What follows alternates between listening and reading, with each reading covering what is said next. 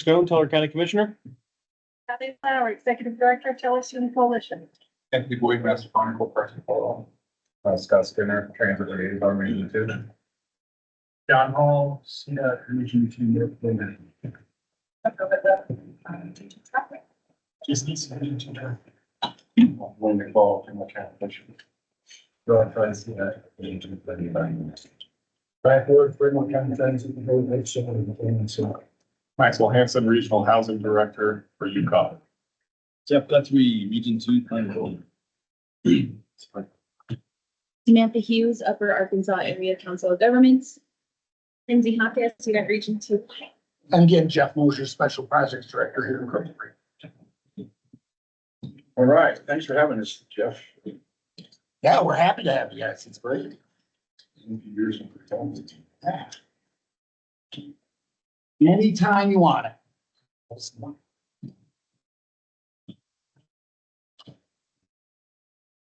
Hey guys, welcome. You guys are just in time for introduction. Oh.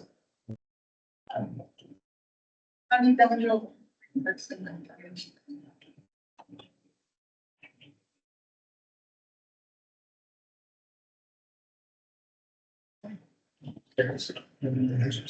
Oh, so no apologies. Darius Potwell is the DTD Director of CDOT. How about you?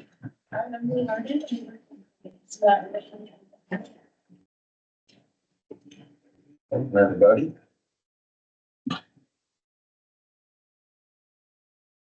Yeah. And so,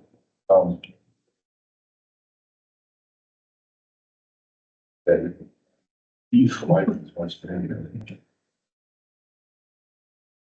Like it.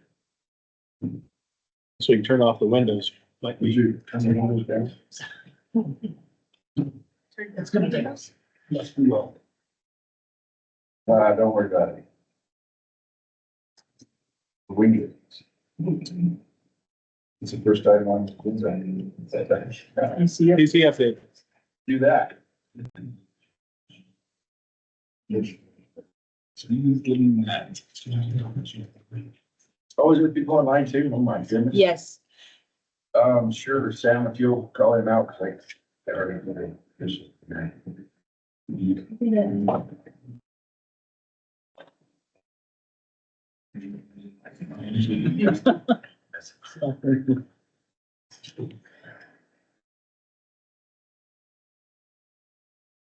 We got Shane from CDOT on there.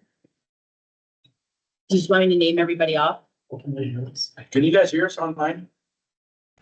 Yes, we can. Thanks, Dave. You just want me to name everybody that's online? Sure. Okay, we got Shane from CDOT, Diana Van Auken, we have Commissioner Elsner, Hannah Parsons, Janelle Sika, Shaka, Jessica Bechtel, Lachelle Davis, Medora Bornhoff, Nick. Brad Schneider. Sorry. It's all right. Scott Dodge, Scott Schnocky, and Victoria Chavez. I think that's all who signed in. Yeah, these are all just their appointees.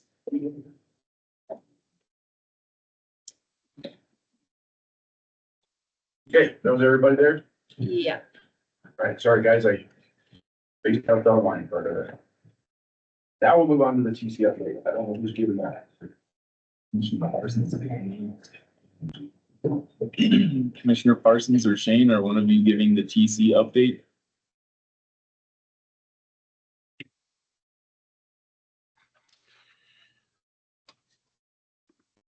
I think we're both here. Shane, did you have anything you wanted to go first? No. I think what I will say up front is just thank you guys for meeting with us again today. Just if you guys have questions that you'd have for me, just don't hesitate to holler out, and I'm definitely going to be available. Thank you. Yeah, I don't have a lot to add, but I'm available for questions. We did, as a commission, vote to approve Policy Directive 14, which I do know is on the agenda, so I'd be happy to answer questions about that as they arise. Thank you.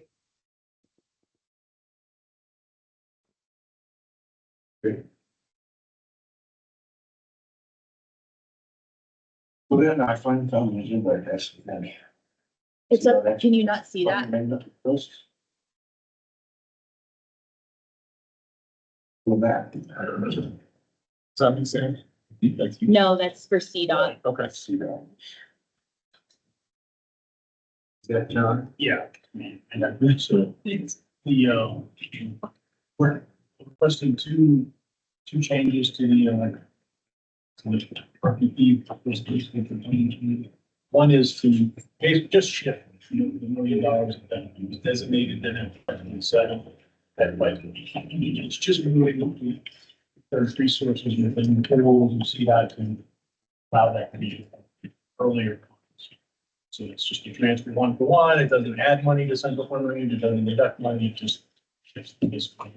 We're making that $1 million on like 285 project. I need a servicing project. That $1 million we do safety or then stuff that in that project. And the rest of it is your capital project and your capital money and service issue. That's probably good on those figures. That worked. That's work. Yeah, thank you. Yeah, I was kidding when I said turn the window down. Thank you. The second proposal is to utilize, there's some US 24 shoulder and safety improvements RPP funds designated to both FYs from 26 and 27. The amounts are 220,000 for 26 and 300,000 for 27. What we're proposing is to, so those are basically seed money for like design in particular from 67. We've already budgeted by $500,000 of that. Sorry. That's budget on our moving costs. This is for 24A, showing lighting improvements, designs, and all. That's a 10-year capital project in 27 plus. We don't know when the construction money is going to be available. So what we're proposing though is Central Fund Range has expressed interest in Colorado 9 from Alma to be from Fair Play up to the Alma Range in the past, just getting priority for us. We're seeing some maintenance issues out there. So what we'd like to do is use and get $100,000 back and reallocate it on the Colorado 9 so we can basically do both efforts. Start looking at Colorado 9 a little bit, start leaning forward with our maintenance portions in particular, so that if we could get funding in the restricting or otherwise in the Colorado 9, maybe a little better. And while still not within the problems in this.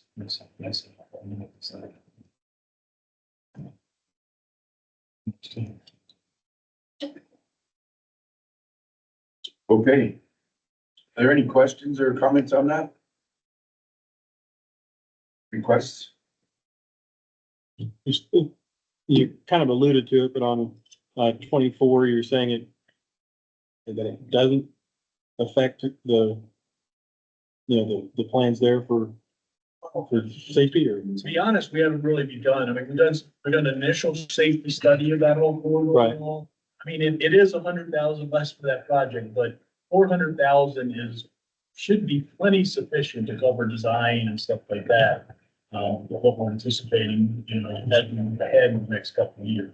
Not on a very tight timeline because we don't know right now. We're gonna should get a little more resolution next year on when the 10-year capital funding might happen and over the next 6 to 12 months. I mean, that $1 million.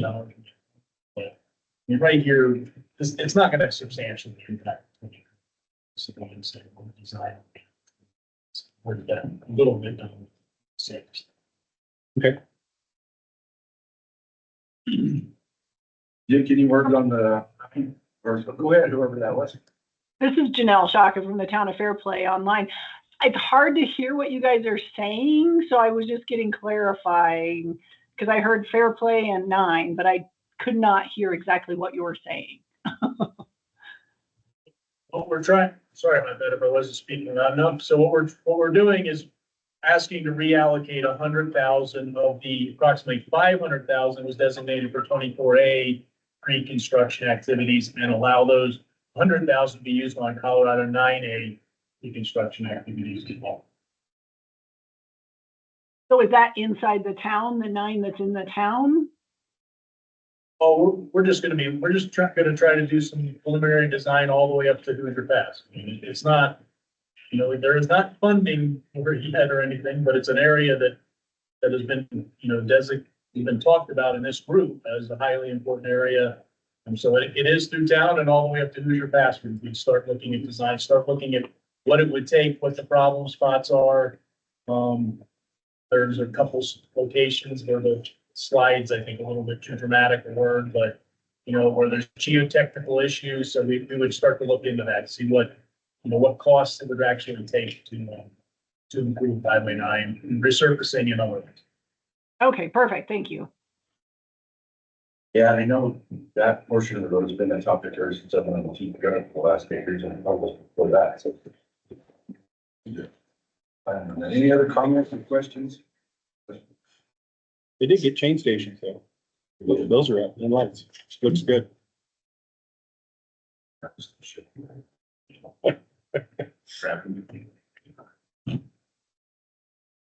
So, we need to approve this amended request. I guess I'll just ask if there's anybody, since there's some online, anybody opposed to this request?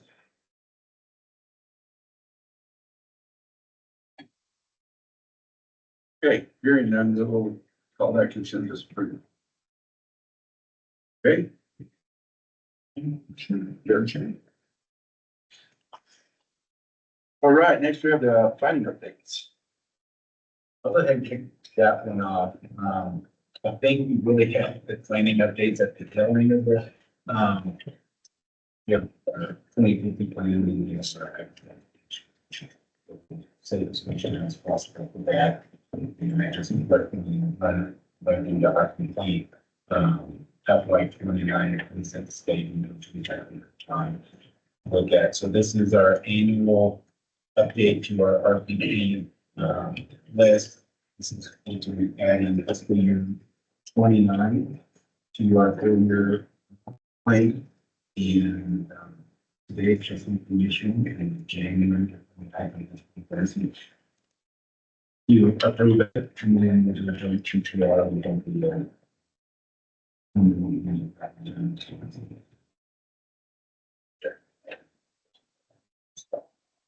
That German plus the at that fundamental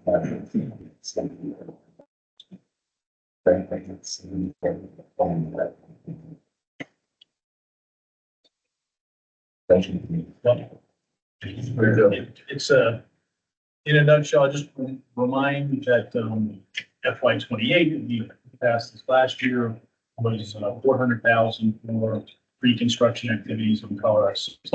Safety and shoulder improvements, which is a 10-year capital project. And this year, FY29, we're proposing to put, and this has been in the plan for previous years too. This is really a change in terms of adding the project in Colorado 115, Canyon City to Florence, shoulder and safety improvements, $1 million. So again, this is a 10-year capital project that we've already begun designing. It's actually 2 10-year capital projects. The rural caving project was slotted to go from basically right there in Canyon City, the start of 115 around to US 50, and also shoulder and safety improvements in Canyon City is the other 10-year capital project. Behind and already started some reconstruction activities. And this is $1 million of our efforts. Long been planned to join on that project, assist with other safety, type students, guardrail, things like that. You know, there's it maybe eliminates a guardrail, or I think it's likely that means pushing guardrail further out, some sort of reduce things like that. You know, this $1 million, so that money in construction. Yeah, the make the construction long and pretty small and mostly. This is trying to work to get a. It's like being involved in it. People go down to the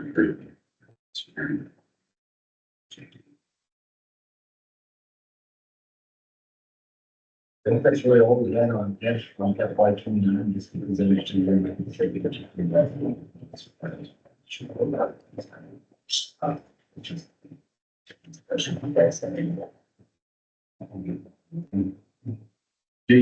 Any other discussion on that, FY29?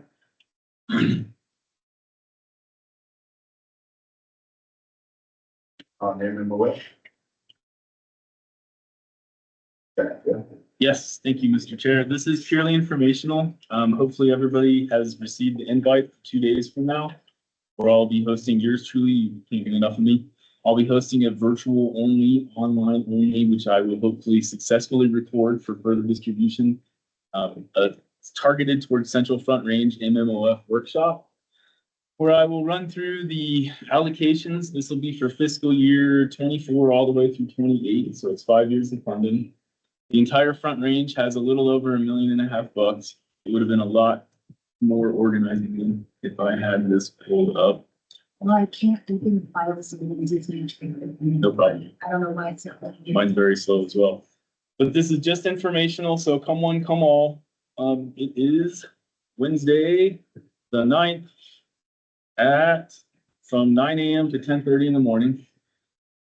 Again, Sam passed out the online invitation to it. This will be an overview of the amount of funding, the eligibility, types of projects, eligible municipalities, counties, jurisdictions, the scope of what this program is geared towards, and the match rates. And I'm sure I'm forgetting something, but this handout in everyone's packet had all of this will be included in the workshop, and all of this has been distributed statewide, but I pulled out specific to Central Front Range because the overall program guide has a whole heck of a lot more information than this. It has the statewide funding.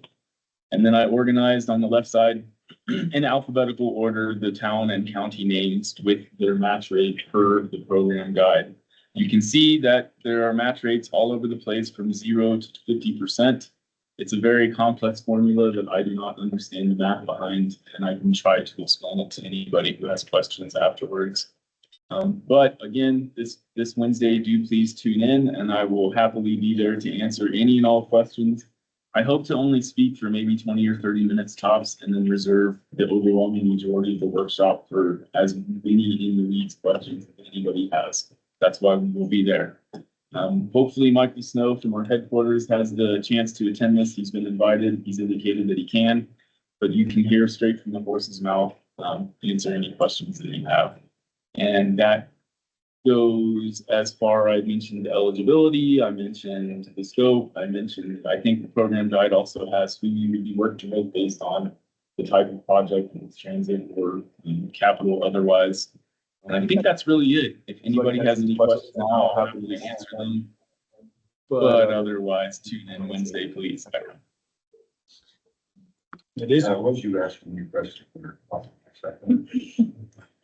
question. Are you going to be recording this? It does conflict with Pikes Peak Area Council of Governments. So It'll be recorded and put on the TPR YouTube page. okay. We have a YouTube page. Most importantly, I promise to always be available regardless for Yeah. questions. Is it possible just to get a link sent out to, Yep. because a lot of the, Greenmount Falls, Woodland Park, et cetera, for Park and Teller, all the little communities on Park and Teller County where it's the same two people doing everything, it seems like. They're likely going to be tuned in to PPSHE at that moment. It's no problem, Commissioner. I'm not just saying this. I have no problem following up with visits and anything like that. I just want to make sure everybody has easy access to it. I also will pitch to the group, sorry about that. I also will pitch to the group a proposed application timeline and it'll be a couple of months because it does take quite a bit of back and forth with our specialty units to develop a quality application. We are here to essentially hold your hand to turn in the absolute best application you possibly can. We want to pass this money out. Gosh, I lost my train of thought. Proposed timeline, and also, sorry, we will cover the scoring criteria, and then you all, the TPR group, you all will decide the scoring, the weighting per criteria. That is all. Thank you. You're gonna have that on that workshop? Yes, sir. And maybe I can suggest if they do have any questions to send them to me or Jeff ahead of time? That way we can answer those questions on the recording. If they can. Good point, and plus we also should create more for ourselves. Transcribe the questions that are asked to then hopefully pass out those questions and answers. Regardless, we will be available to everybody for the entire application. Thanks. So is the thinking that the decisions will be made based on applications? I know last time we did presentations. Is that going to be part of it this time, or we don't know yet? Ultimately, yes, we can iron out those details. When I say we, I actually don't mean the royal we, I mean you all we. Most likely, yes, that will be at the very end. Once the best final application is absolutely developed with all questions answered. And so you're allowing new MMOF applications for new projects and existing projects? Correct. We think that there is enough money because it is a hair over $1.5 million. We feel that there is enough money for projects. Correct. We have a question online.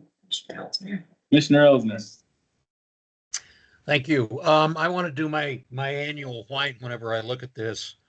The economics in Woodland Park compared to Fairplay, 50% match in Woodland Park, 50% match in Fairplay, 50% match in El Paso County. I always, if you drive through Fairplay, you don't see the amount of money that would be available in these larger municipalities or El Paso County. And it's the same thing, Alma at 25%. I mean, it's a tiny little town compared to Canyon City, which is at 0%. How is that determined? Because I look at a match from Fairplay at 50% for any project seems to be a little high when Canyon City doesn't have to have a match. Commissioner Elsner, there's actually, I want to say 8 different criteria that factor into the local match rate, if memory serves correct. Those criteria are everything from population to, gosh. There's multiple criteria that I can follow up with you afterwards because, as I hopefully mentioned earlier, the math is a little bit beyond me. Ultimately, it is set by the Transportation Commission. And I do know that in the last round of MMOF funding, there were a couple of requests from around the state. There was at least one, if not 2, from Region 2 to waive the local match. That is a request made with the support of the TPR or NPO. It is a request made to the Transportation Commission. And I can say that the Transportation Commission did grant those match waivers to the MMOF requests last time around. Yeah, well, if you could send me, the formula, because I think it's a bigger issue that we need to look at. Florence compared to Fairplay, and Alma at 25% compared to just about anybody. I mean, I need to understand the formula because I think it's something that we need to look at and needs to be changed. Because the way I look at it, Park County small towns are getting hammered where other counties, small towns are not. So anyway, I'd like to see it. Thank you. Will do.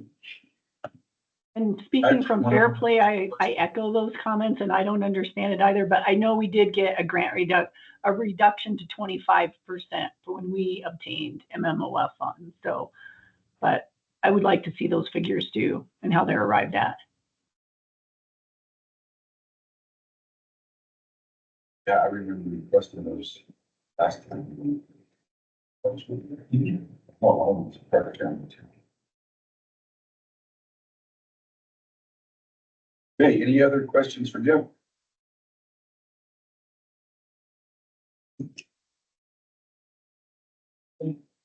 Okay. Should I hit word? Yeah. I don't have any updates, Gary, so you have any decided broad general? I don't think there's any updates to know. I think the problem.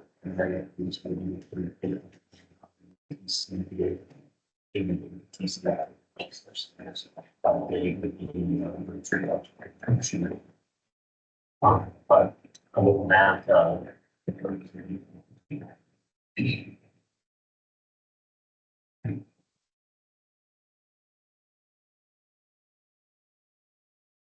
okay. Moving on then, back to the 2050 regional transportation plan.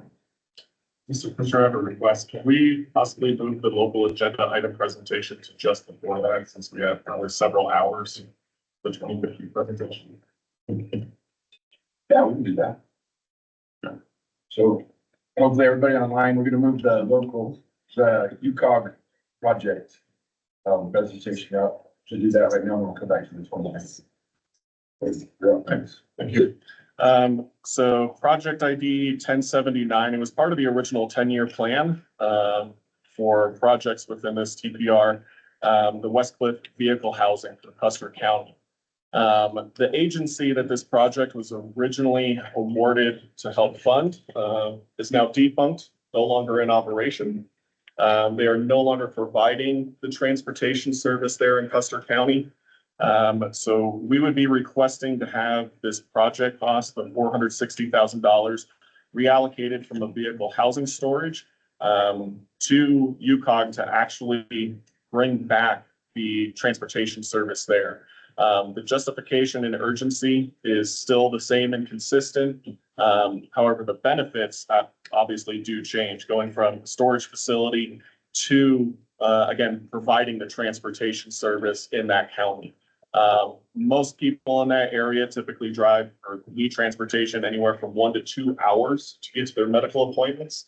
There's very little in the way of healthcare providers in Custer County. They're typically traveling to Salida, Canyon City, Colorado Springs, or Pueblo to get to and from their appointments. In the past, they were all, volunteer drivers. There was one dispatch operator there. We'd be looking at bringing back a dispatch operator, having operations Monday through Friday. And outside of that, there'd be some funding set aside for vehicle acquisition as well. We've had conversations with the sheriff's department there to store the vehicles on the sheriff department property, which is where the previous entity had operated in. There had been a carport stored there for 4 vehicles. We would utilize the same carport. So this would really just bring back that service to Custer County where there currently is nothing.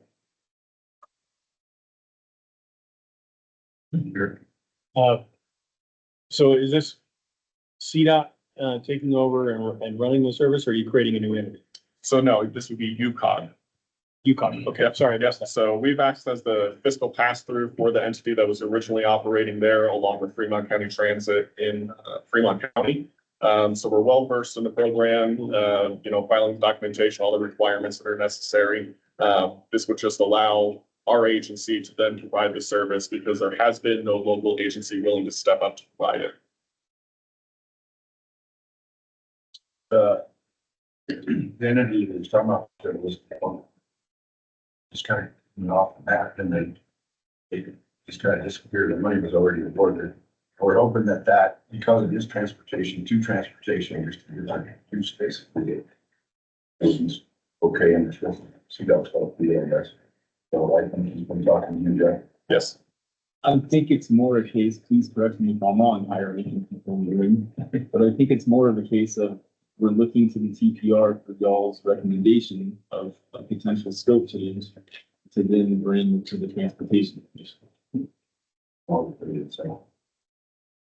Yeah, I mean, I moved to approve that. I think it's really important that money stay in Custer County to service those residents, and, standing this back up is first step. So I'm move to approve that change unless you're needing it as a whole motion at the end. No, that's fine. Do I have a second on that motion? Oh, second. Is there any other discussion on that motion? Which will allow the TPR's blessing, and it'll go to the TC for final approval. Hopefully they'll with our maximum expenses, all of these, because it is the same. Okay, I will ask, since there's people online again, if there's anybody against this to now speak up.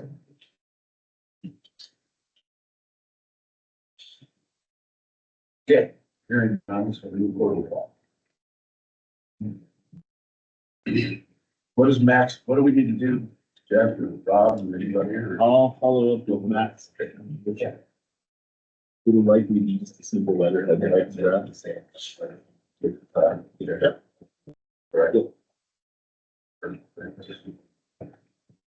Thank you. That's all of that, right? Yep. Okay, now we'll jump back to the 20. Is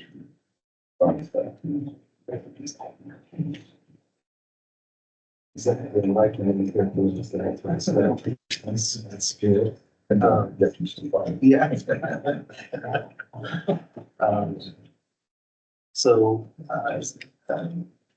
the presentation. Sorry, what was that? The presentation. For some reason, I cannot open a file. I don't know why. So Lindsay was helping me with that, but you can absolutely share your screen. Okay. I'm sorry, I would have, but it won't let me open a file. I just want to remind everybody before we get into the meat of this, when you're talking, please speak up because can be really hard to hear on there.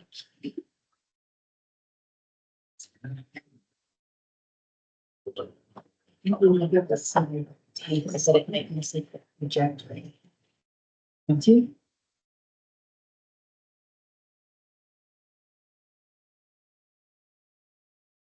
Yeah. Is it letting you share your screen? Yeah.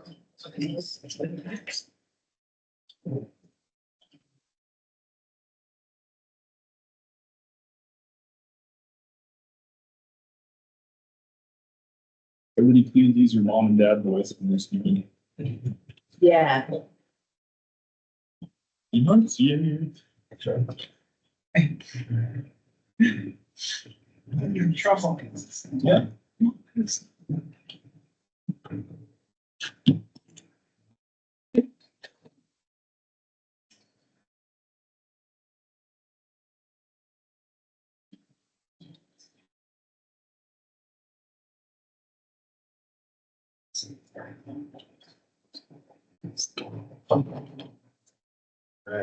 got things going. So, thanks everyone for, having us today and as we enter and start up our second conversation about update to your 2050 regional transportation plan. And so this is just a part of an entire process that the department is going through statewide with all of our planning partners to not only update each one of the 10 rural transportation planning regional plans, but also for the development of the 2050 statewide plan. And so I have a presentation. I don't think we're going to be as long as we were last time. And really, we'll be looking to make sort of two key decisions here. And then we'll go right into the discussion that we have on active transportation and transit. And so I'll have the opportunity to keep that. So with that, just a real quick reintroduction of Aaron Willis, statewide and regional planning section manager at the headquarters office in Denver. And I'm joined here by Catherine Collins, Darius Patras, Emily Barton is with us. And there's Crystal. Hey, Crystal. Crystal's back here from office, government, office, policy development issues. So that's all of us. So with that, I think I'll just jump right in. So again, the purpose of what we're trying to do is really make sure that we're having a set of guided conversations where everybody gets a part and is able to participate so that we can go from your 2045 regional plan onto your 2050 regional transportation. So what we'll be doing, we've already sort of done that, the context and sort of the background. We did that last time we talked. Now we'll be looking to see if there's concurrence on the vision goals, focus areas. And then we're also going to look at the approach that we're going in terms of project prioritization. So we'll get into quite a bit of that. And so really over the course of the four meetings, this is pretty important meeting, because the next meeting we talk about is sort of us sort of making sure that we have priorities correct. And then we really are at the point where we're providing you with what you're after that. So the fourth meeting. And so what we need today is, one is, again, your concurrence on, or if everything is good, any changes that might be required for your vision, your goals, your focus areas. And then the decision on the approach that we want to take to establish your priorities. It's sort of, in my head, two neat little decision points that hopefully don't take us too long to arrive at those decisions. So in terms of plan development, real quick as a refresher, we have your old plan, I saw copies on the table there, your 2045 regional transportation plan. We adopted that about this time 4 years ago. Also, we did your coordinated public transit human service transportation plan, AKA your regional transit plan, adopted that about 4 years ago. And so moving forward, we take those regional plans, we move those, and we sort of, the term that we've always used is roll them up to create statewide transportation plans and statewide transit plans. That's what we're working on now. And then that helps us then to develop that 10-year plan. That's that 10-year strategic pipeline of projects that we use to help feed into a 4-year statewide transportation improvement program for our state. So all throughout this process, we talked about data last time, we continue to use data, we continue to engage our stakeholders and the public in all of this decision. So that is where we are right now. So as a real quick refresher, we have the commission just adopted policy directive 14, and those will serve as those guidance principles that we use in order for the development of our statewide plan and our 10-year plan. And those include advancing transportation safety, fixing our roads, and sustainably increasing transportation choice. And so we again talked about that before, but those are really the primary guiding principles that we'll use throughout plan development and implementation.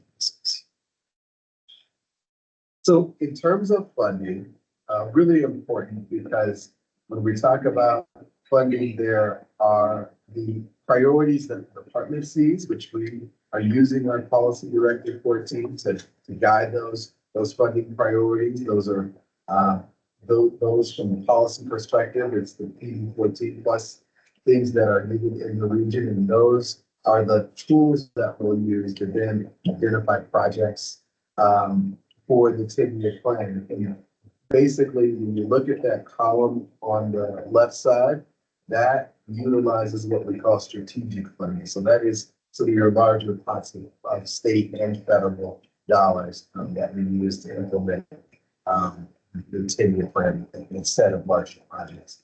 But that doesn't often include everything. There are other funding opportunities. We think about RPP or MMOF or congestion relief or protect. Yeah. Transportation alternatives. Transportation alternatives, international earmarks, I guess, that's. Those are all those other funding opportunities are available for TPRs like yourself to continue to try and implement, continue to move forward your priorities. So you have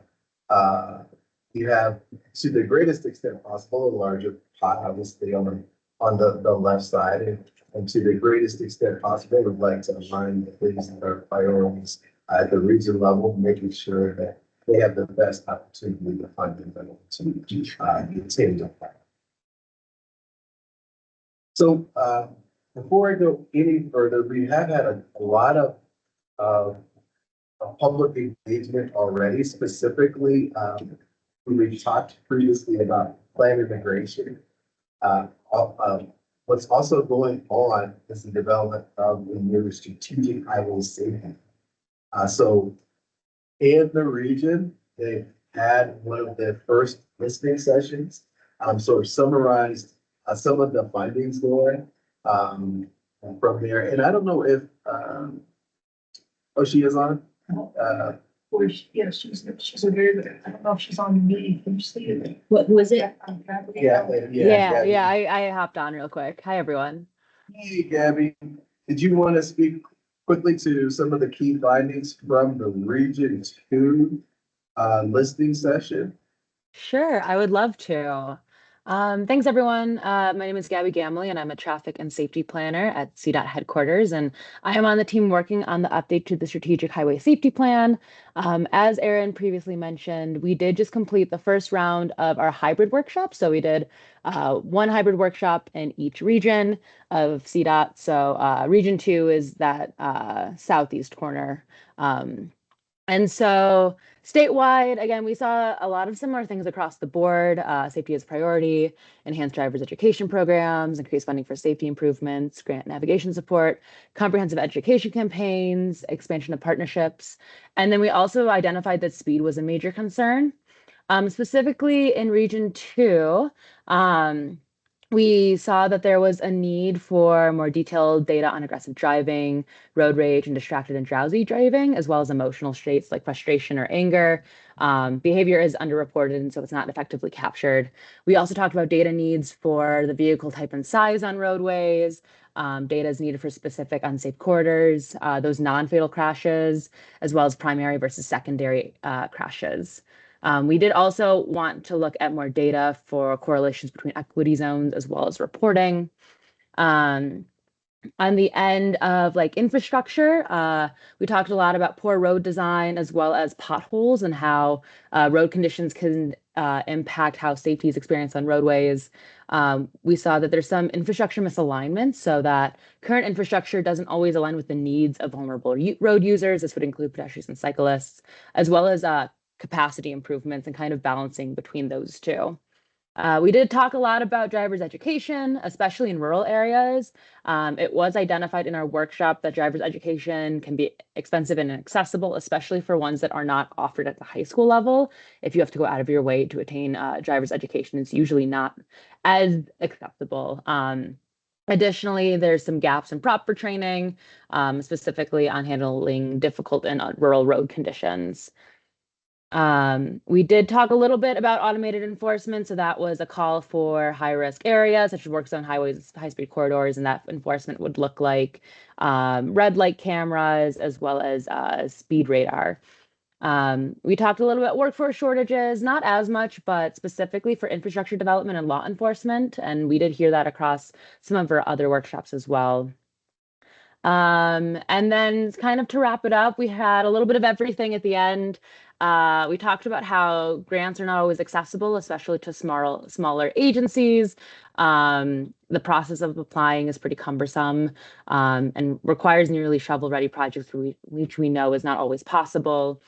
And then we just talked about regional cooperation between CDOT, CSP, and their partners, and how that's been a really good item that we've seen an improvement in safety in the area, as well as data collection as well as analytics improve. We're seeing some better safety numbers as well. So if you have any questions, I'm happy to take them later or now, or if you also haven't been able to attend one of these workshops, we are doing our final virtual workshop.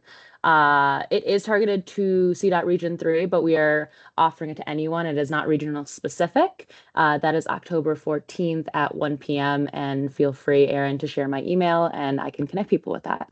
Thanks. Yeah, thank you, Gabby. Any questions about some of those statewide summary or the Region 2 specific? Is it these sort of things really consistent with 45 in such a range and some of the kind of decisions that you have? of the law enforcement. I've been close to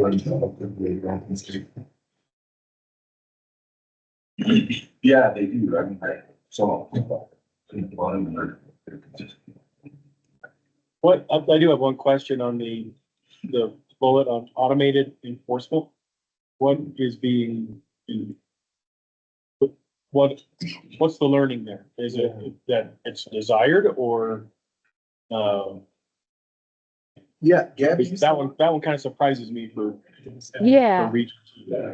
Yeah, it's a little bit more, and again, this was something that wasn't mentioned super heavily, but did want to call it out, that automated enforcement can kind of be a tool to support law enforcement, where law enforcement might not be as strong due to workforce shortages. And that is specifically in those high-risk corridors. So that'd be work zone specific portions of highways and any high-speed corridors. So it's not automated enforcement everywhere. It's not, every intersection needs a red light camera, but more, again, as a supportive measure to assist in that enforcement, if that helps. Yeah, I'll just follow up that, recent legislation that others under ABIS. So automatic machine system, so it's kind of in common state. Really to expand on the next piece. So CDOT's developing kind of a procedure policy. So we are looking at speed enforcement, determining schools and lanes, high speed areas, cross country. So does it look like that's piercing home rule? So the list actually allows municipalities to start implementing but it's so on the state highway, we can incorporate there's some implications in what they have to. Yeah, so I guess where I'm getting to, is that an opt-in? Or is it that if CDOT determines they want to do automated as a function, they can go do it? Yes. So that's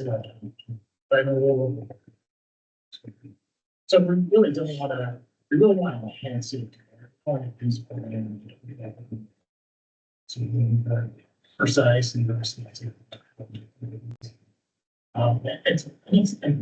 right now, so how does it's like, I think a good model is call us for instance, just pass it, some regulations, so they have 2 speed because they, you can get bigger, it's there, so there's things that we can specifically I like that. Way more, schools are yeah, trying to do that. You guys, so more coming. If memory serves correct too, having attended that in-person workshop, that was a topic that was brought up by most of the attendees. And it was specifically in response to a lack of law enforcement workforce. So it wasn't necessarily a topic that was brought up initially by us.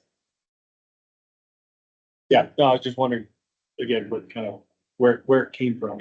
It doesn't necessarily sound like a great match for, for Region 2, but I can't speak for Canyon City, I can't, Red lights, we mentioned several times, I mean, general almost something like that. Issue that we've been in municipality. Well, Eric, I know you've heard this too, with the sheriff and state patrol on 67 coming up here. They don't like to patrol it just because of communications. And they can't communicate if something were to happen with an officer. So communications is. I don't know if that's accurate anymore, Jeff. We've completely revamped to the 800 megahertz state system. And there are extremely few gaps now in communication throughout the county. Yeah, that was for that. Yeah, so that's changed. But I do know automated, I'm from Michigan and Michigan's using it a lot in rural communities. Because there's no law enforcement.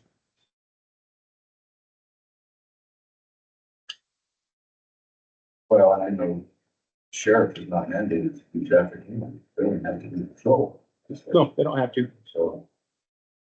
You see very few. So there's no revenue haul in the counties. Well, and there's a lot of reasons behind that, though. I know with our sheriff, and we're actually fully staffed, which has been years and years getting to there. But, the problem is when they start writing tickets, then you have to send somebody to court, which means they're no longer out on the road. So there's a trade-off.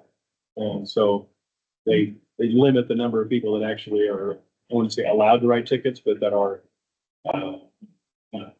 kind of a threshold for when they would write tickets, just because they know they lose productivity anytime somebody has to go to court for a traffic ticket.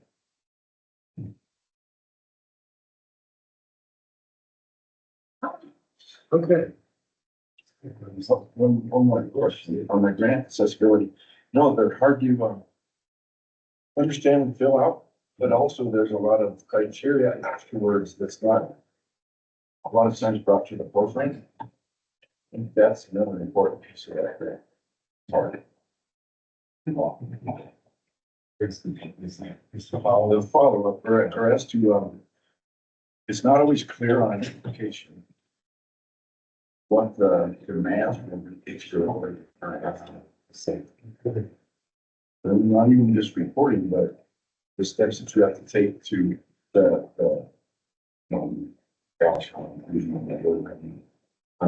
assessments and things like that that are required.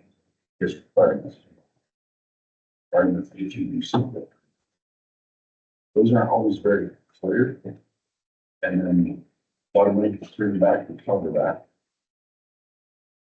Money that was given to you guys was more or less, because there was supposed to be an assessment, environmental assessment, and this and that, and so it was never, ever brought to the forefront of that.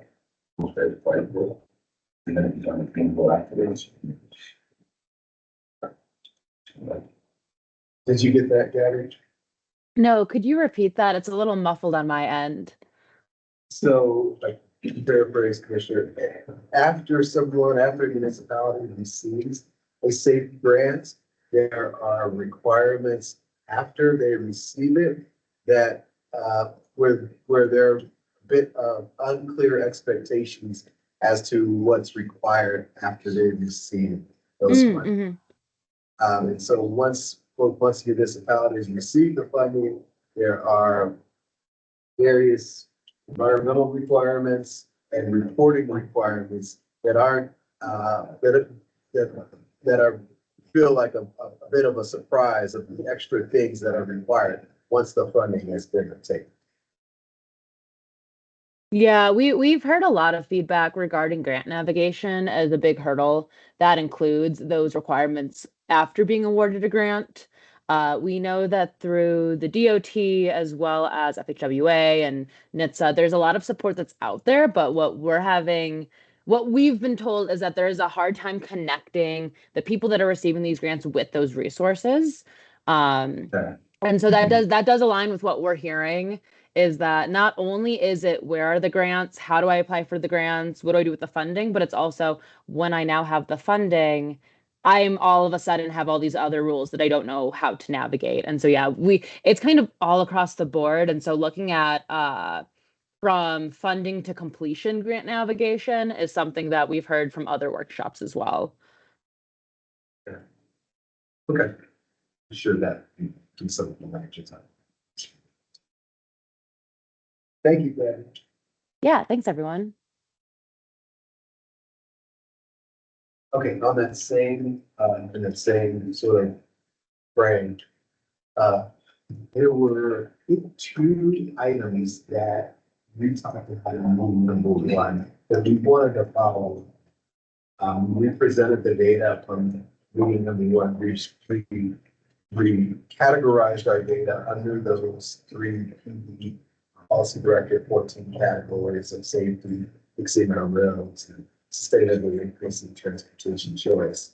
The TPR, members of the TPR said, hey, let's take another look at the vulnerable roadway crash data from 2023. So that's what we're showing here. And so really, you're seeing some of these bicycle and motorized, I guess, bike and pedestrian crashes around some of the cities, primarily here. And we just wanted bring that data back to you and have that also, be a part of the conversation when you're talking about priorities. And I think the other request was on internet coverage. I think that was Commissioner Elsner who was saying, I think we could look at internet coverage. And so we created this map, which is based on data from the Colorado Broadband Office, and was pretty surprising at some of the gaps that are in the county. And basically, when you look at this map, you've got the percentage of folks in the county without, and this 100/20, that's upload speeds and download speeds. And so you've got this 100/20, which is basically you could have your Netflix and chill with something like that.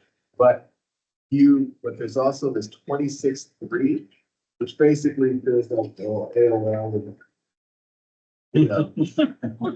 So Dial-up.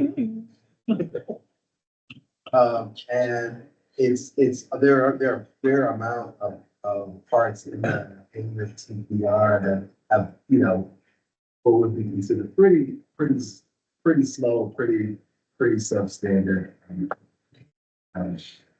internet speeds. So, and I think I will probably want to go back to Commissioner Elsner on that question. I remember him asking for it. We did some research and came up with this and sort of did a couple of iterations in this map.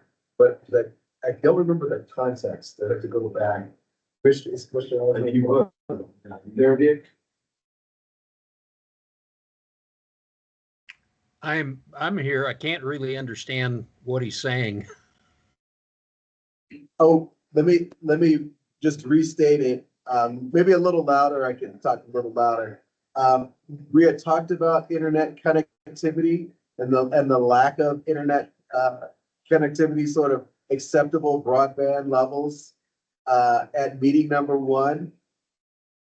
And I think if you could refresh my memory, the context for that discussion, the context for that additional data request.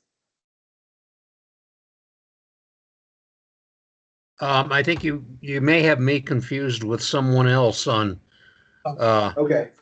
a data request. I mean, Park County is an issue, but if you look at Park County, you can understand why. If you broke it down more by region within the county, I think your numbers would make a lot more sense. And I remember the question, I don't remember to come down either, but I will make a point that the state's broadband map is not accurate either. We were working on broadband with the state and the FCC, and Fremont County, for example, where it's showing unserved, it is priority unserved. There's so many people over in those areas. They're showing some places where they're going to get a little bit of service and you're really not, their map is not correct. Okay. There's some places that are completely dead to everything that they should get a bit of service to. I see. I sent in 3 or 4 corrections for that to the FCC, and that was like, my gosh, the that.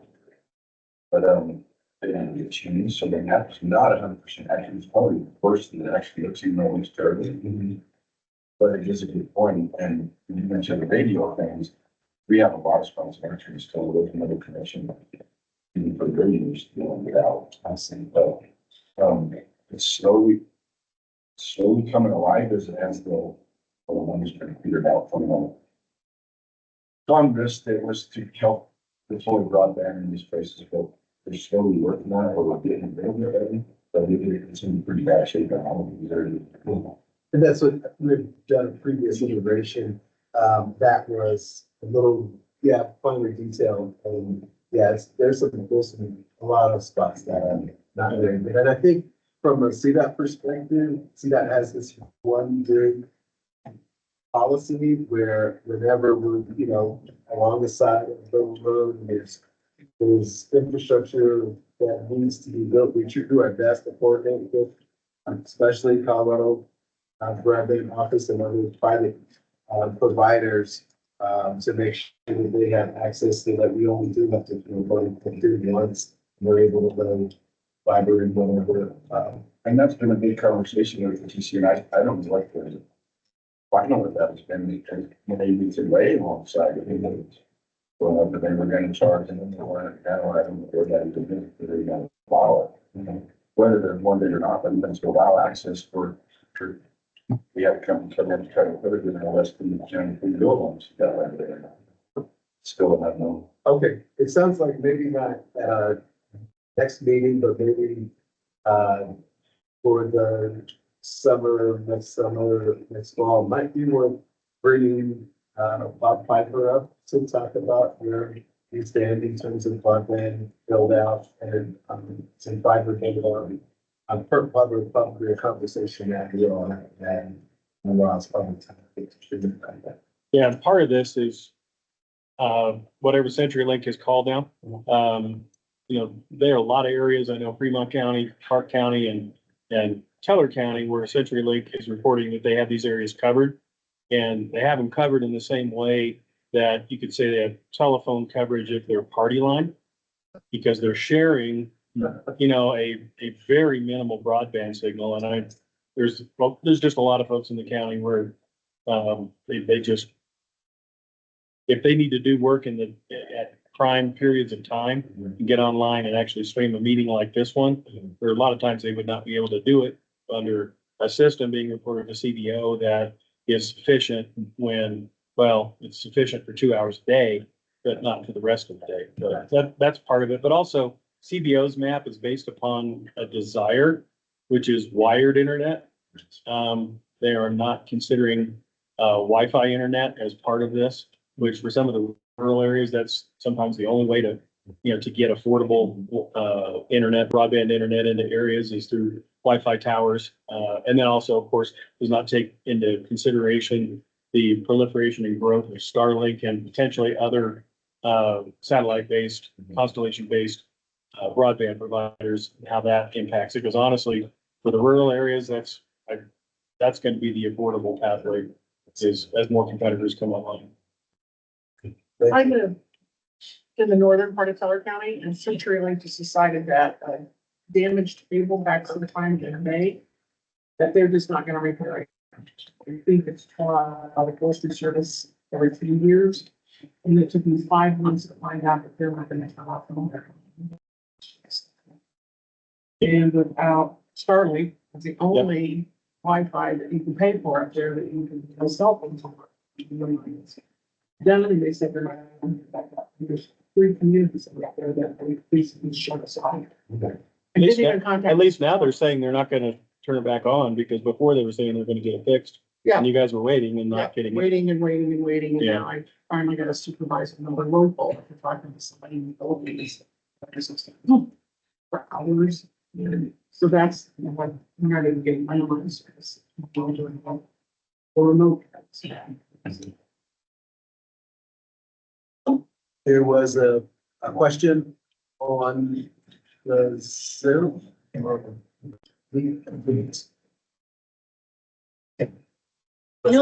don't see anything here, but I think they might still be having a little bit of a hard time hearing.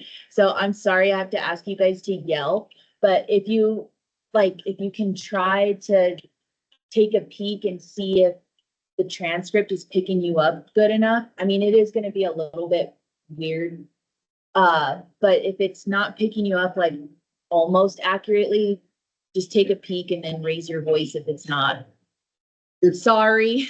Is that the? That's the owl. That's it. The owl is the microphone, so yell at the owl. Can it be moved this direction? Yeah, we can. Closer.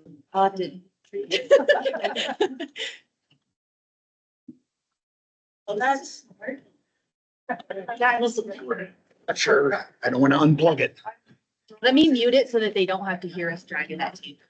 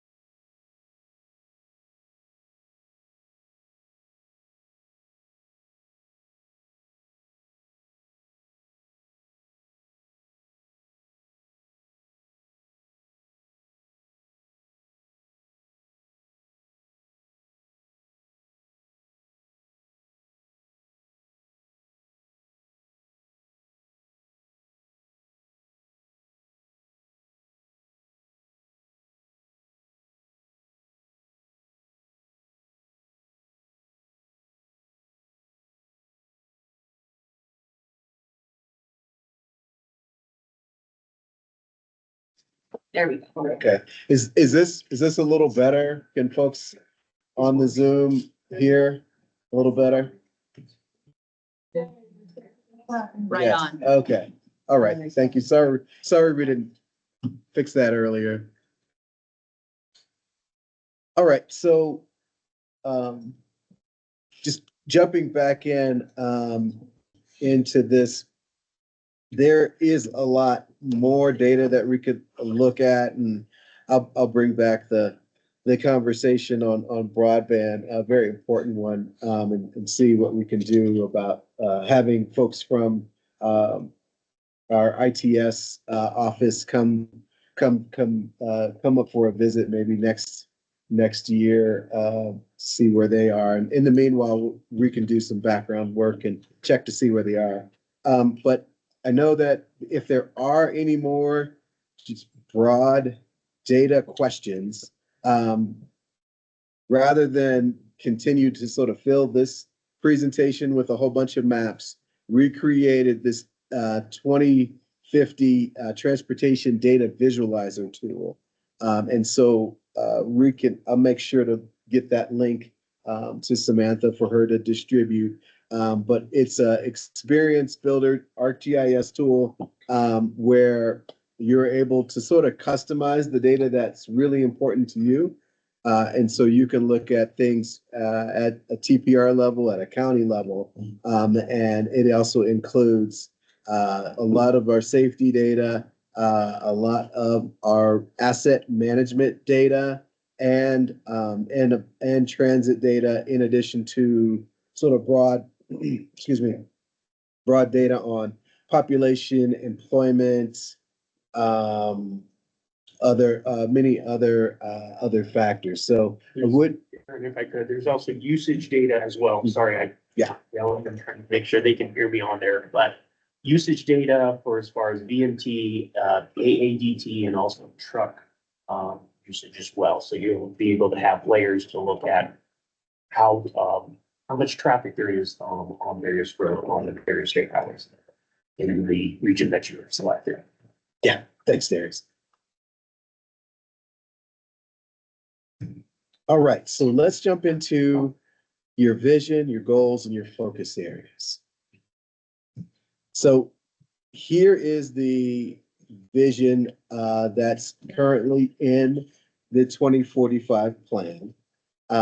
I sent out, Samantha sent out some messages on my behalf that asked TPR members, hey, here's your vision. Do you want any changes to this vision? Is there any way we want to update this vision?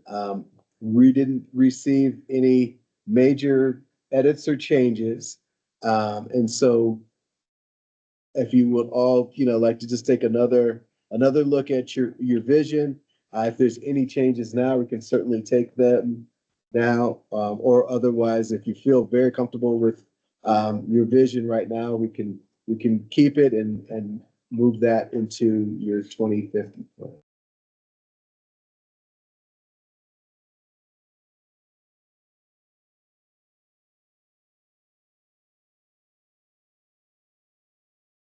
If anybody has any suggestions or anything, go ahead and speak up.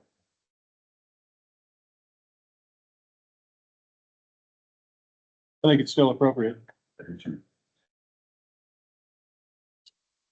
Sounds good. Great. Now here are your goals.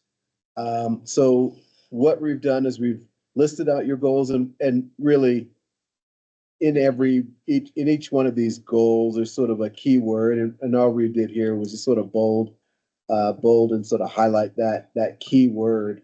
And so when you look at what you identified as your goals for your 2045, from your 2045 plan, you talked about providing mobility, safe travel opportunities, maximizing impact.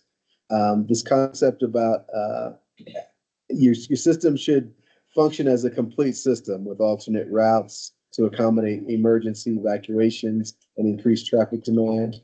You wanted to preserve and enhance the region's economy and support military installations, as well as new industries such as tourism and energy development. You wanted to provide new and improved intermodal access for commerce and transit connections between towns and individuals, and then provide safe and efficient airport systems, and then maximize investment through strategic partnerships in pursuit of alternate funding sources. So those are what you said as your goals. Again, we didn't get any changes. We did get comments, but we didn't get any recommended changes. So are these goals still appropriate to carry over into the 2050 RTP? Anyone with comments?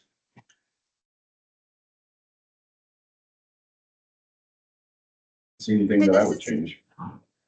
Go ahead. Hi, this is Victoria. So I noticed on our vision, we talked about congestion, but we don't have any goals around congestion mitigation.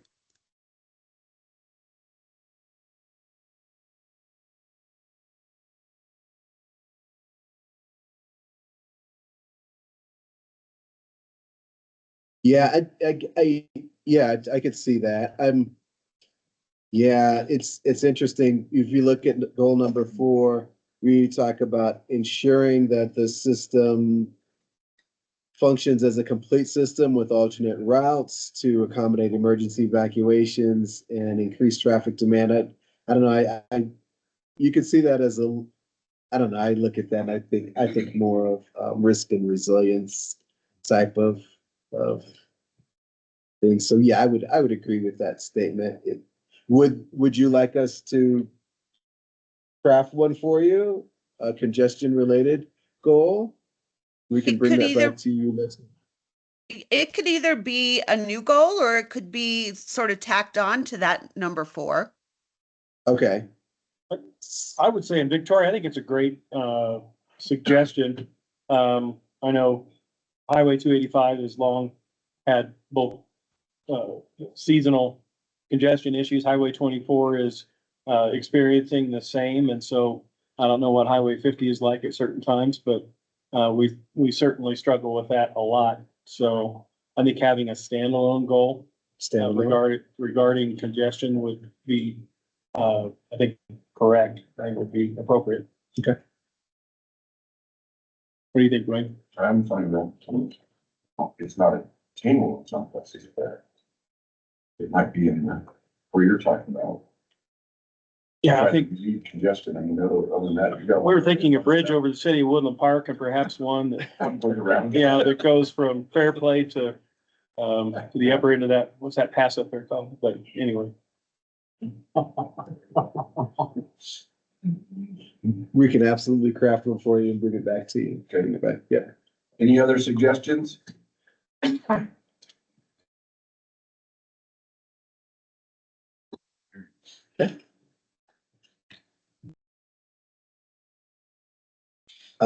so when we received our one comment, I guess that is really appropriate in terms of improved traffic operations for seasonal fluctuations, enhanced multimodal facilities. I think that we've already covered that. And I think an addition of a congestion goal would also address that improved traffic operations. I guess that would relate back to just thinking of congestion.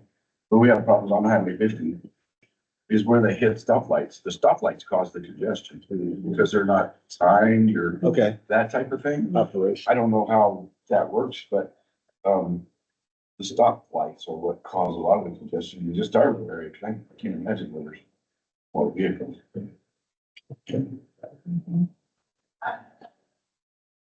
All right. We'll bring that back to you. Have you look at it, and sounds like the vision is good. We'll add a goal, and then I think we'll be set. So focus areas. So if you've been thumbing through your regional plan, you'll see we not only have that vision section, we've got the goals, but then we have a discussion about focus areas, things that are really important for the TPR, sort of a focus areas help us to tell that story about what you want people to know about the TPR, what's most important. And so we've developed just on your behalf a few additions to what you have already. The first edition being a focus area on safety. The other one being in line with that comment and your comment, Commissioner, about operational things and signal timing.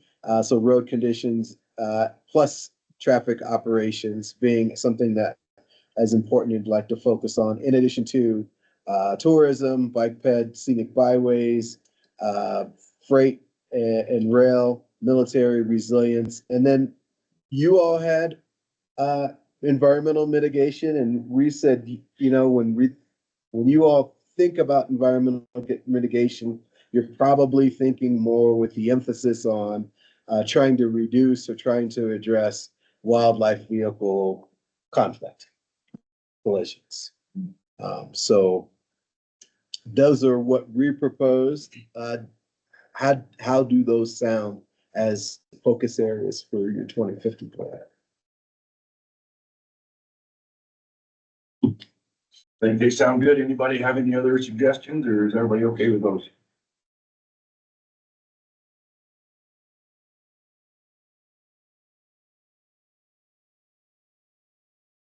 Great, excellent.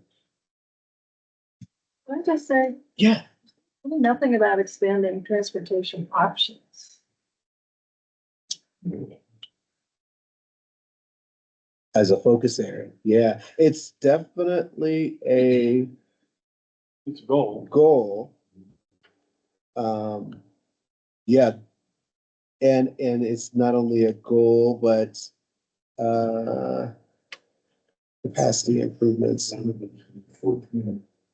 Yeah. Transportation supports the development of providing mobility for people and goods, as well as accessing multimodal access. So it's vision, it's goal. Does it need to be a focus area as well? It's a good question. Well, I would assume Custer and Fremont and Park probably are the same as Teller, which is we generally have an aging population. And because of that aging population, mobility,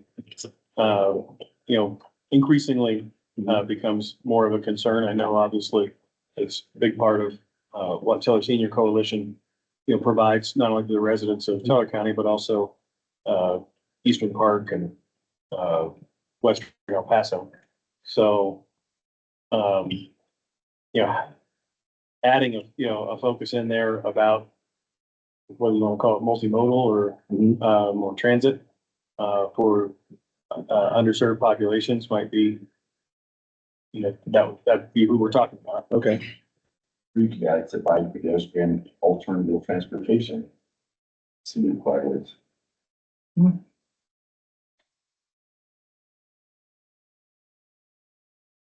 Sounds good. We'll add it.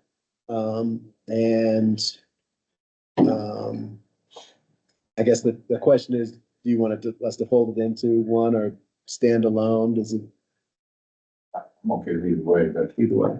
what anybody else thinks. I don't know where you fold it in, looking at what's there. Yeah, it is kind of tough to fold into. Yeah, transit's a separate. Yeah. Standalone item. Sounds good. Great. Excellent. All right, great. 50% there. So now we'll talk projects. So there has been quite a bit of progress made.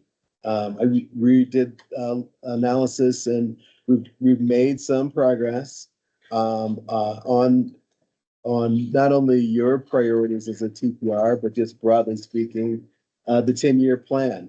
And so before I get into that specific project, just want to make sure that we're all understanding the next set of slides the same way. So if you look at, you've got the handout that was on the table, you've got sort of a couple of different a couple different categories, I would say. The first category being what we're calling the project database. And I think it's a handout on the table, but it basically is that appendix that you adopted along with your 2045 plan. And so that listed out all the projects that we discussed during the development of that plan. And so from that project database, what you've all said is, hey, this is over the next, until we do a new plan, this top 20, and you find that top 20 list inside your plan, these top 20 are our TPR project priorities. We had ranked them of folks who maybe were around in that time. We did an exercise to rank those projects, and those included 16 highway projects, rural paving projects, and 3 transit projects. And so just want to make sure that we're all understanding the top 20 projects. We're calling those the TPR priority projects. The larger list of projects that didn't make the top 20, but were still very important to the TPR, we included those in that project database. And then lastly, of course, is the 10-year plan projects. So that's the 10-year plan. That's statewide. CDOT's strategic pipeline of projects, which outlines the state's priorities and planned investments over the next 10 years. And within that 10-year plan, you've got a portion that sort of funded, and then some unfunded items as well that compose the last 2 years of that plan. And so what we'll do over the next set of slides is look at your priorities, how many of those were funded, how will we move forward on those, what were included in the 10-year plan, what weren't yet included in the 10-year plan, et cetera. And so the first slide I share with you is when we look at your TPR project priorities, that top 20 projects, 5 of those were funded in the 10-year plan. And so out of those 5, you've got 2 that were completed or under construction. So we're making progress. Secondly, is you've got 4 of those projects that were funded with other sources. And then when I say other sources, I'm talking about other sources beyond the what we call strategic funding, which is the funding that we use to advance the 10-year plan. You've got 4 unfunded that are in out years of the 10-year plan, and then you've got 7 that are not funded in the 10-year plan. And so out of the ones that are funded, you've got 2 projects that are either complete or under construction. Out of projects that were funded with sources outside of the 10-year plan, you've got 3 of those completed or under construction. So in terms of that top 5, that top 20 TPR projects, 5 are complete. So making progress. Please, everybody note the size of that wish list too in that total cost column. Thank you. We need to add more, is what you're saying? So when we talk about, we did want to take a second and say, okay, there were things that are in your quote unquote project database, that other list that was in your appendix. There were some of those projects that were also, we were also able to move forward with. Some of those projects also received some funding. Some are funded with other sources, and then some are funded. Some are identified in out years of the 10-year plan. So out of all those projects, 100 total projects, 79 of those are in your project database, and out of all of those, 9 are either completed or under construction. So again, definitely making some progress. So just to break down the TPR priorities, that top 20 list by project type, the clear majority were highway related of some sort, with one rural paving and with two three were transit related projects. And then a total of 6 of those priority projects had some component of bike and pedestrian improvements. So when we talked previously about vulnerable roadway users and making sure that we included and factored in accordance with your focus areas and your vision and goals, that we make sure that when we're talking about not only safety, but in terms of projects in general, you had projects that had those components as well. And I don't see it, on the 6724 interchange and divide, the congestion and safety there. Does that need to be called out specifically? Well, it's part of, Is if it I'm not part of what we mistaken, talked about earlier?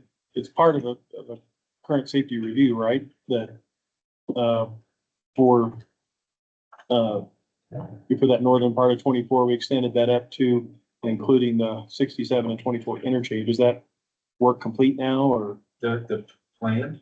I'm sorry, I was texting on something. No, that's fine. Jeff was asking about Highway 67 and 24 and divide, that the interchange there for congestion and safety. Is, if I recall, a couple of years ago, I think, or even maybe just a year ago, we'd expanded some planning that was going on because it was going to stop kind of just south of that interchange, and we had added in that interchange to be part of the planning for that area. Do you recall that? I'm looking over at John Revolt and Jason. Commissioner? Yes. Hi. Yeah, this is Shane speaking. Yes, I recall that very specifically. And yes, I think that is part of our, we were going to include it in I think it's part of our safety corridor project. I thought on 67, we're going to address that as part of that. So that, from my recollection, that is still part of our plan. Yeah, if I can read it, the way you were describing it, but we have a 10-year capital project for 67. I mean, the description is kind of passing lanes and shoulder lanes, but that's the key, one of the key focus areas we're looking at. I think that's what you mean, right, Shane? Yeah, we're going to, I mean, that was a very specific request about 2 years ago. You're correct, Commissioner, just to make sure that we include that intersection as part of that evaluation. And yes, the intent is still for that to be a part of that scope on that project. Yep. Thanks, Shane. That's what I was wondering. Thanks. Yep.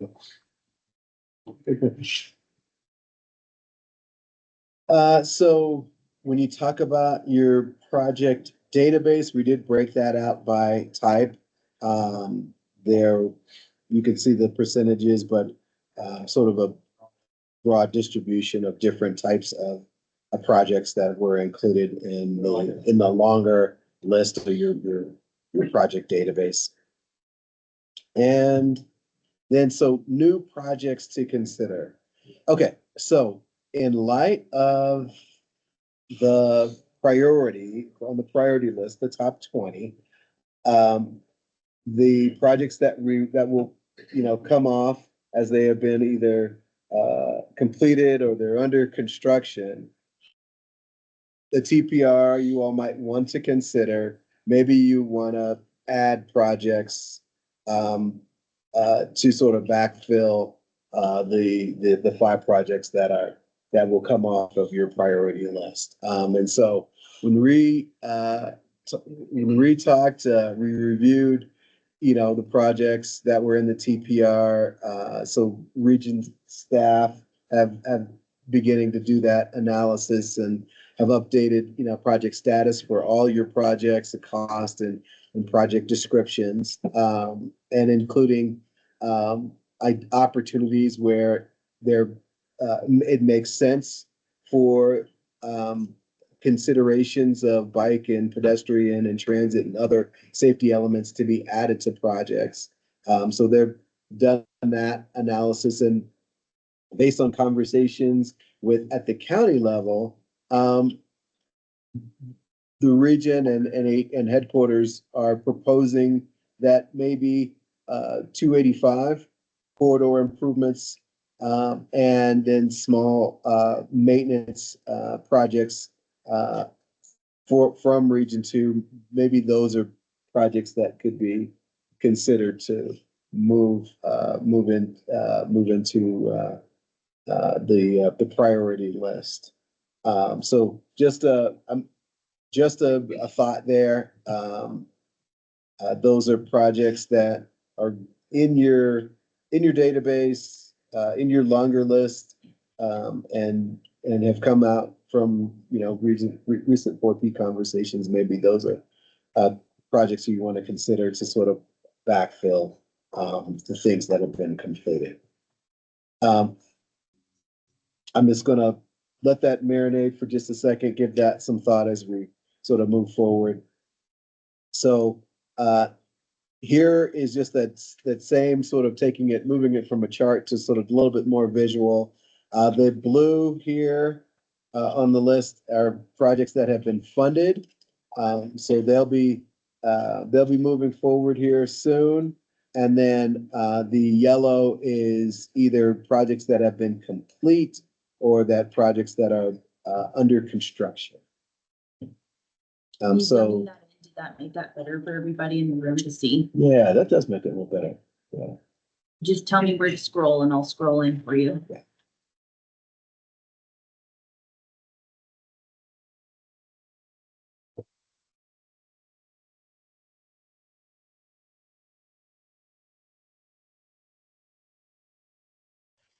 Oh my gosh.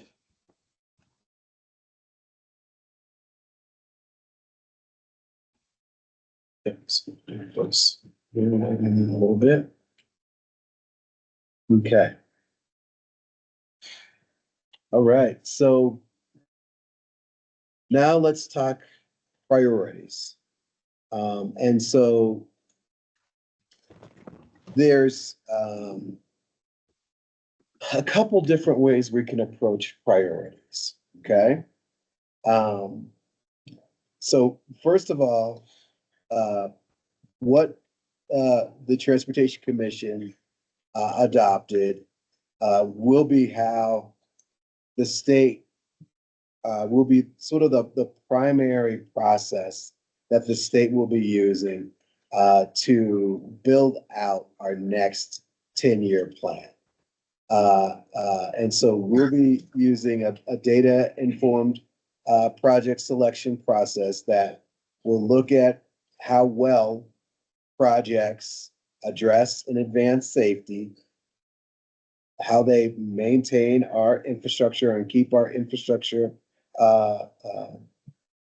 functioning and safe, and then how well projects can help to increase transportation choice. And so when you think about your priority projects as a TPR, you basically have two options.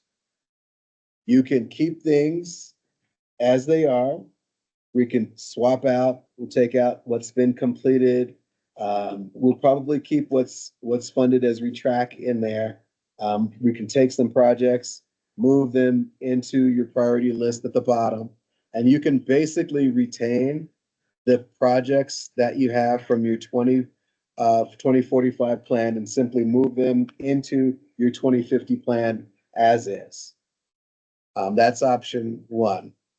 Option two is we can do a data-informed project prioritization process using the Policy Directive 14 categories, these three categories on the screen.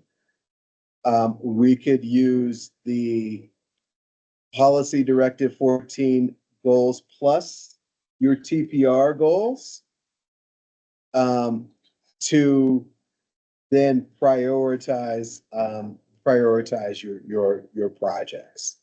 And so we certainly wouldn't do anything with things that are already funded. They would be held harmless.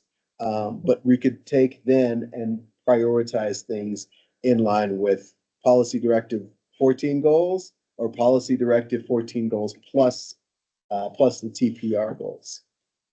And so when we think about, so let me do this one slide and then we can sort of talk about what's possible here. So since there are 5 projects from your top 20 list that are either completed or under construction, there does make room for those additional projects. We talked about 285,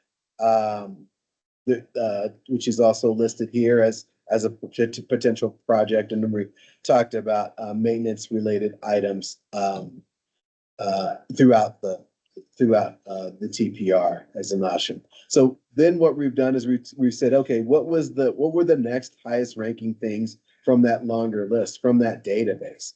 And so this is what you see here as possible projects that then could move into the priority list. So sort of two things I'd like to discuss. One, first question, are we going to do some type of prioritization, or are you good with what the priorities are already identified from 2045, and we would simply take 5 projects from this list here and just move them up? Or did you want us to take 5 projects from this list, move them up, and then screen everything through a PD14 scoring criteria or a PD14 plus something criteria? Does that make sense?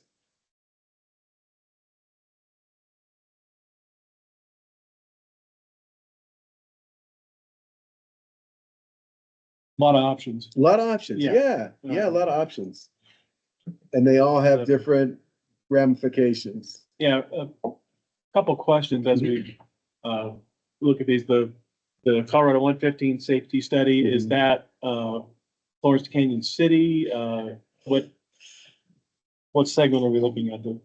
The Colorado 115 safety study. Yes, that's between in and C. Okay. And certainly probably appropriate with all the development that the county's done out there on that, especially with all the recreation facilities that you guys have improved to, see what's going on out there. But question I have is on some of the previous things that, and part of it is we're looking at those things bringing forward, but I don't necessarily have side by side with, with what's funded and what's left over. But the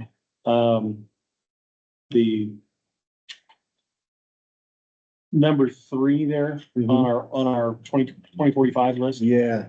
What's our status on the funding? There it is. It popped up. 67. State Highway 67 passing lanes and so slow medium pull offs. Yeah, and that was the one I believe where we had added in and moved the scope of that, or not the scope of the parameter of that, all the way up to Highway 24.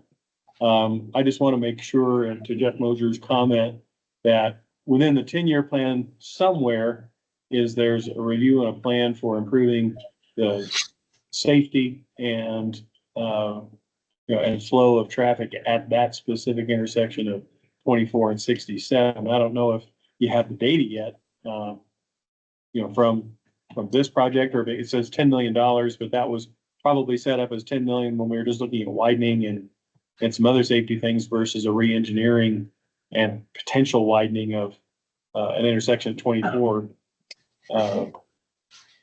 So I guess what I'm asking is, how do we get that review and potential improvement into 24? Because I only see that situation continuing to worsen, just as population continues to increase in Colorado Springs, and the impacts through tourist season, and also, of course, our fall leaf peeping season as well, is that safety and backups, especially westbound, seem to be an issue.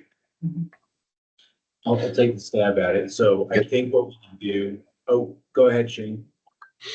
No, what I was going to say, it is on the 10-year plan as a 27 plus, and so it's the next funding round, right? And so we're going to revisit that 27 plus, I believe, next fall. Aaron, you'll have to correct me.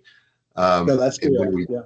Okay, and when we do, we can take a look at I'll call it the scope, right? It's the mile markers, it's what's identified in the limits of that project.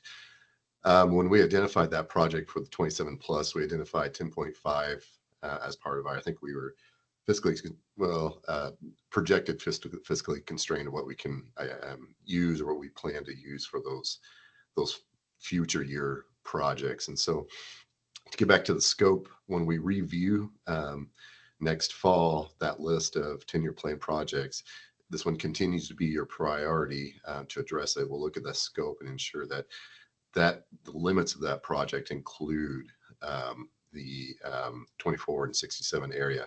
It's pretty easy to make those changes anyway. Say if it was already within our current 10-year plan, we could go to the Transportation Commission, explain the rationale of adjusting the scope as it's still part of the TPR's plan, and then they would approve through discussion. We would seek approval from the commission to adjust that scope of work on that 10-year plan project. And so that all being said, we're definitely going to revisit this one in particular in the fall, and if we can ensure that that part of that scope is included in this project moving forward, and it'll be planned as such. I hope that answers your question, Commissioner. It does. Thank you. And that's project 1010, right? Yeah, I think the project ID, yeah. Yeah, That is 1660. project ID 1010. Right. Yeah, okay. 1660 somewhere else on 67, correct? The description was the same, and I assumed there was just different sections. 1660 is actually a project that's done. Yeah. It was Completed. done outside of the 10-year All right, project. all right, yeah. It was done outside of the 10-year capital. Okay. program.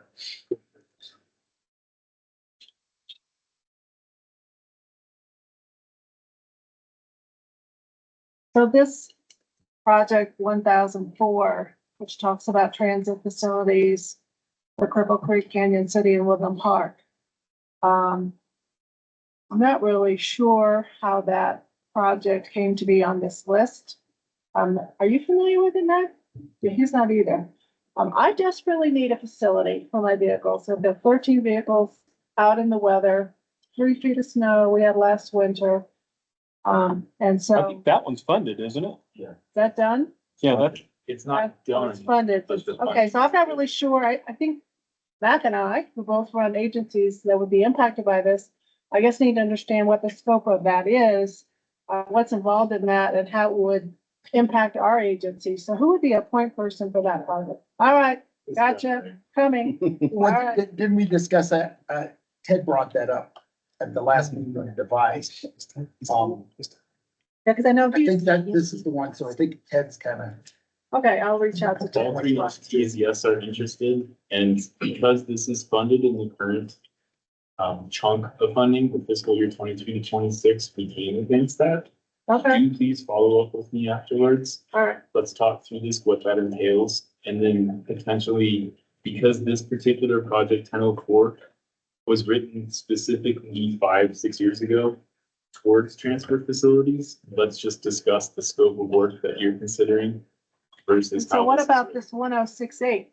Can you talk about that Hold one on, too? hold on. All right, okay, we will do. Okay. Everything here. 068. That would be the new regional fixed route transit service in Teller County, correct? Yes, So the scope of that, as written several years back, excuse me, includes the purchase of a new vehicle plus the operating costs to implement new transit service in Teller County. And this was written to serve Lake George, Flores, and Evergreen Station and others, key phrase, 3 days per week. Of course, all of that can change as operational needs change, so on and so forth. This also was sorry, I keep saying, what year is this? So I didn't misquote this one. That funding is in That's also current funding. And so obviously more discussion needs to be had on that. Let's please follow up. Okay, If you don't mind. great, thank you.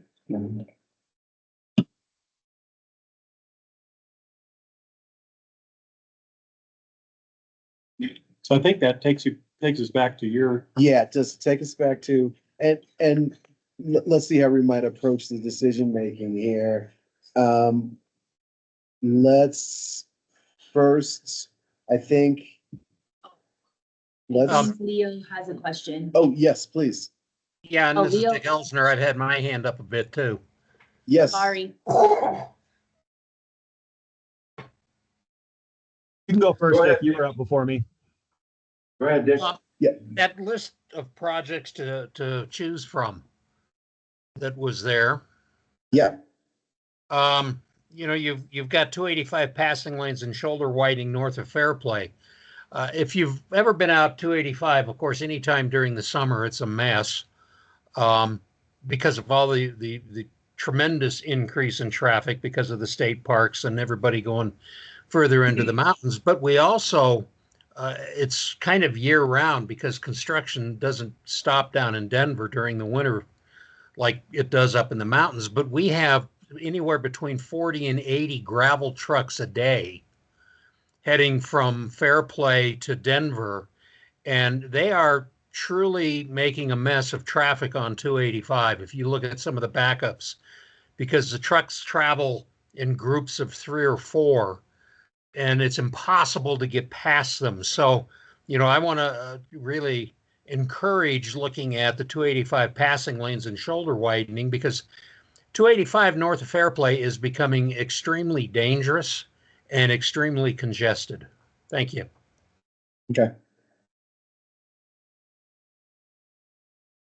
I was just going to add, after our July meeting, I had sent in some comments on the 2045 plan, I believe, to Aaron and Jeff, and I had suggested a couple of new projects that I hadn't seen talked about anywhere. I didn't know if those were evaluated or kind of what became of those suggestions. Yeah, no, we have those suggestions. Just for the sake of this meeting, I can't pull up that email that you sent, but if you would want to run through those priorities real quick, that would be helpful. And I don't have it right in front of me either. I believe it was just speaking to the change in the focus areas where we had added safety. I had just asked for some safety planning or safety projects on Highway 50 in Canyon City that were geared towards vulnerable road users, where we had a concentration of injuries and fatalities.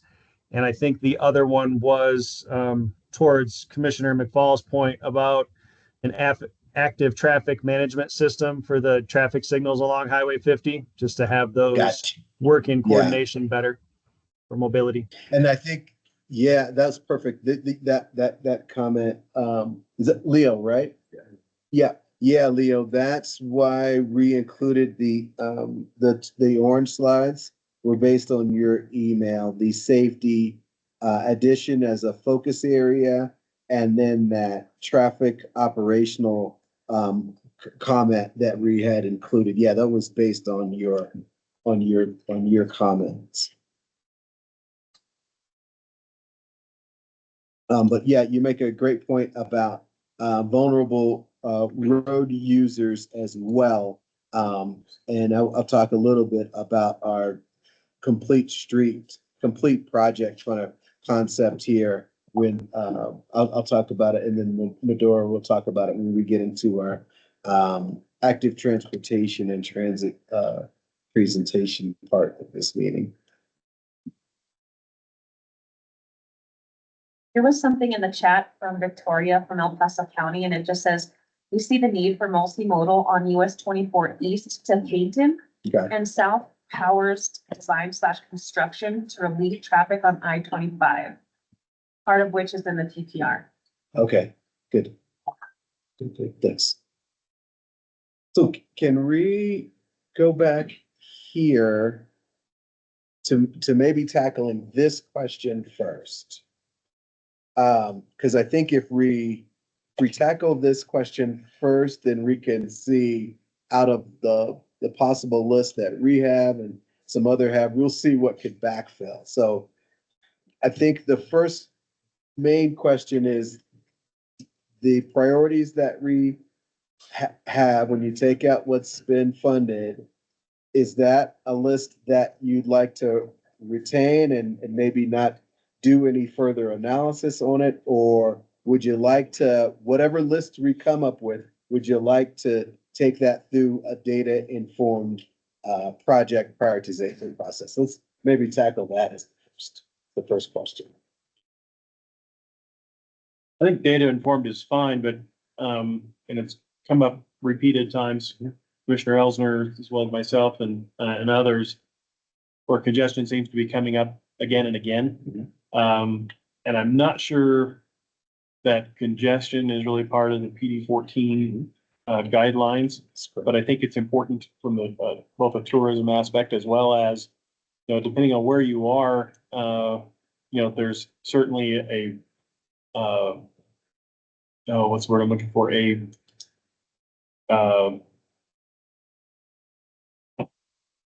Sorry, chemo brain. When you, people traveling to work, commuting, thank you. Yes.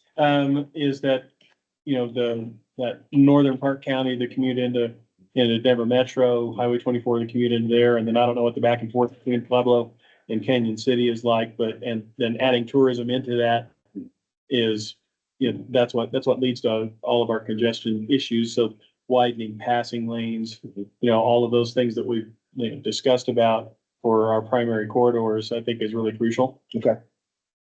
So adding in a congestion component of review in addition, and that's not to ignore, you know, PD 14 and the others, but I think specifically for us in our region is, you know, looking at the congestion piece. And part of that is advancing transportation safety. Is anytime you have significant congestion, you're gonna have safety problems as people pass in no passing zones and do crazy, stupid things because of frustration. And so helping to relieve that. I don't know if you would consider that to be already included as part of that. I don't know that I do. Yeah, I think it is. And TPR goals of being able to supplement PD 14, knowing that's a statewide look. Some of those may apply to the region, but also take a look at regional issues. You had mentioned congestion in regards to commuting. The other thing that I've heard is freight movement with all of the gravel trucks. Right. In Park County, so that we can absolutely have that into as a criteria for evaluation. Yep. Yep, that sounds like the proposal. PD 14 plus, we'll call it mobility here. It's congestion. Yeah. Plus, we called it here economic vitality with freight and tourism. But the way that we can look at that measure, we could probably look at it with it depends. We could look at it with a greater tourism influence or greater freight influence, or maybe we could separate it out. So yeah, that sounds like that's the proposal on the floor now. Is that? Yeah, and so. Okay.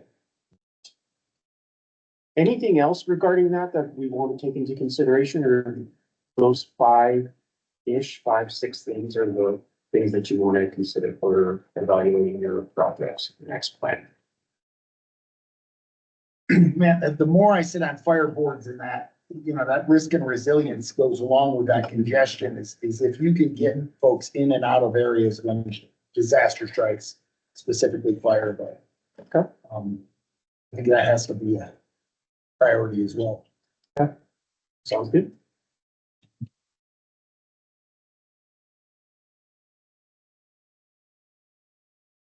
All right, hearing silent. Okay. I'll get back to Aaron. Okay, thanks. So that's good. That's check. So we're going with a data informed process that includes PD 14 goals, mobility / congestion, economic vitality, tourism / freight, and risk and resilience. Right. Great. Good decision.